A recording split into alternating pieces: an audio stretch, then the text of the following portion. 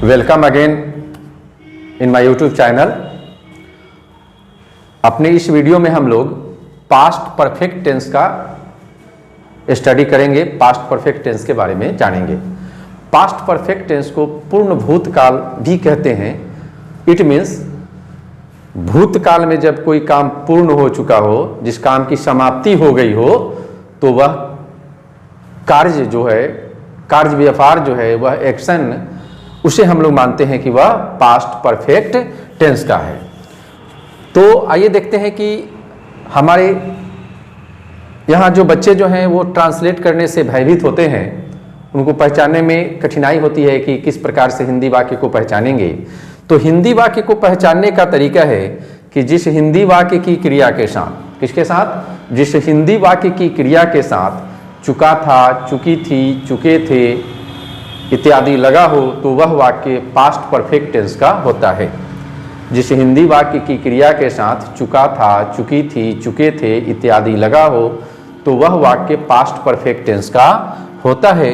और उसको हम लोग ट्रांसलेट हिंदी से अंग्रेजी में जब करते हैं तो उसको हम लोग इस स्ट्रक्चर के अकॉर्डिंगली बनाते हैं। तो सबसे पहले सब्जेक्ट लिखते हैं, हैड का यूज करते हैं सब्जेक्ट के बाद, हैड के बाद third form of the form V3 का यूज करते हैं और उसके बाद ऑब्जेक्ट लगाते हैं। तो पास्ट परफेक्ट टेंस का स्ट्रक्चर होता है subject plus had plus V3 plus object. तो पहले इस फेज पे हम लोग काम करते हैं। इसके दूसरे फेज में देखते हैं कि पास्ट टाइम में एक ही समय में दो काम होता हुआ दिखता है, और जिसका एग्जाम्पल हुआ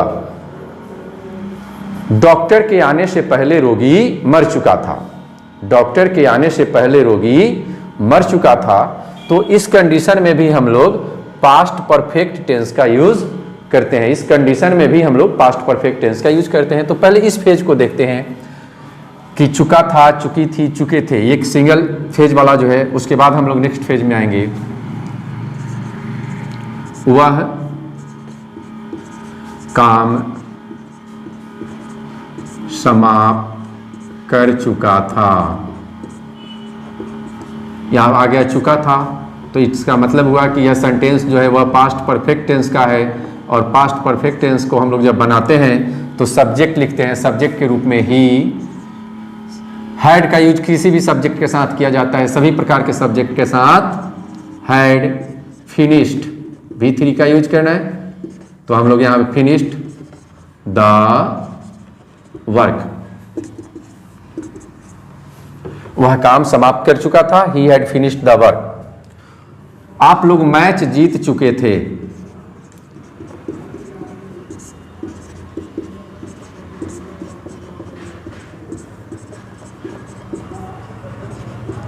फिर चुके थे आ गया, तो यहां पे हम लोग वही करना है। आप लोगों के लिए यू के साथ हैड वोन द मैच। इस तरह का आप लोग एग्जाम्पल सेट करें और खुद से ट्रांसलेट करने की कोशिश करें।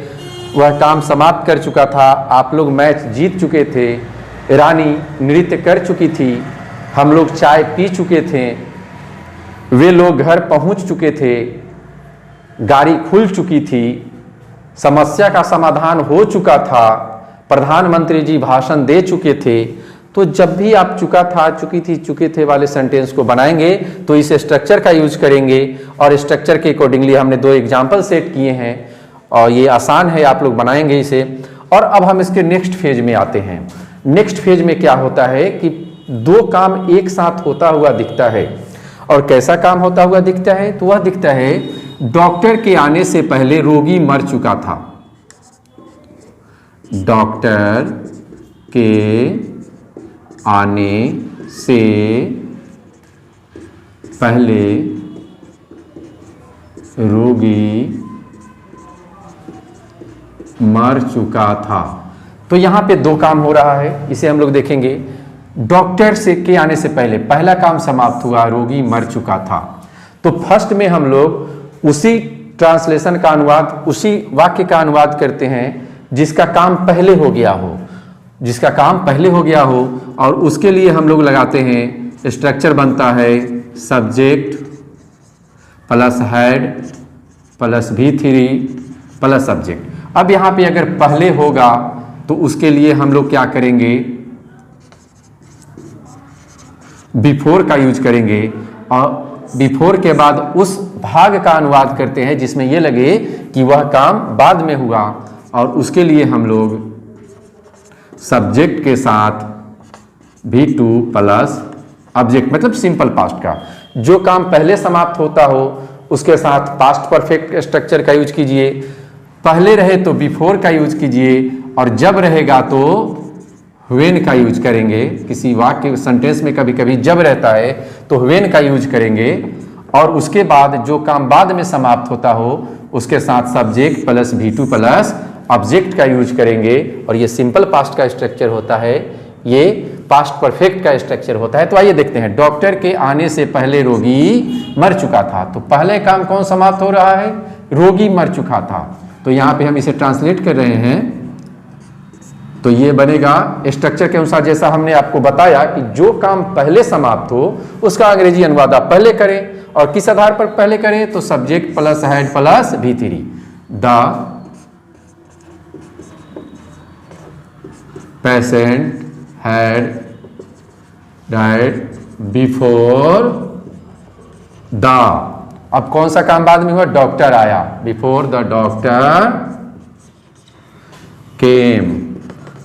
the patient had died before the doctor came, मतलब डॉक्टर के आने से पहले रोगी मर चुका था। एक सेकेंड एग्जाम्पल हम सेट करते हैं, देखिए जो कैसे बनता है। जब मैं घर गया बच्चे सो चुके थे। जब मैं घर गया बच्चे सो चुके थे। जब मैं घर गया बच्चे सो चुके थे। तो इसमें भी देखिए दो काम होता हुआ दिख रहा है, एक तो मैं घर जाता हूं और दूसरा बच्चे सो चुके होते हैं। तो इसमें पहला काम जो हुआ वह हुआ बच्चे सो चुके थे। हम लोग उन्हीं बच्चों की चर्चा कर रहे हैं जो मेरे घर में थे, सो चुके थे। तो इसको हम लोग बनाएंगे subject plus had plus V3। The children had slept, बच्चे सो चुके थे। अब यहां जब आया है तो इसके लिए आप व्हेन का यूज करेंगे। व्हेन आई वेंट होम, चूंकि यह काम बाद में समाप्त हो रहा है, मेरा घर जाना बाद में होता है, इसलिए इसके साथ subject plus V2 plus object का यूज करेंगे। तो पास्ट परफेक्ट टेंस में एक तो फेज होता है जिसमें हम लोग सामान्य सिंपल सेंटेंस देखते हैं, subject plus had plus V3 plus object का। मैं सो चुका था, वह घर जा चुका था, वह चाय पी चुकी थी, आप लोग मैच जीत चुके थे, जो इस पे बनेगा। दूसरा बनता है जिसमें एक साथ दो काम होता हुआ दिखता है, जैसे डॉक्टर के आने से पहले रोगी मर चुका था। जब मैं घर गया बच्चे सो चुके थे। शिक्षक के वर्ग कक्ष में आने से पहले शोरगुल बंद हो चुका था। पुलिस के आने से पहले चोर भाग चुके थे। मैच प्रारंभ होने से पहले दर्शक पहुंच चुके थे। तो ये सब बहुत सारे ऐसे सेंटेंस हैं जिसे आप लोग क्या करेंगे कि अपने से अनुवाद बनाएंगे, उसे अपने से लिखेंगे, और जब भी कोई समस्या हो तो हमें हमारे चार्ट में हमें शेयर करेंगे, उसका हम लोग निदान करेंगे और कोशिश करेंगे कि आपकी समस्या का समाधान हो। Thanks for watching our videos.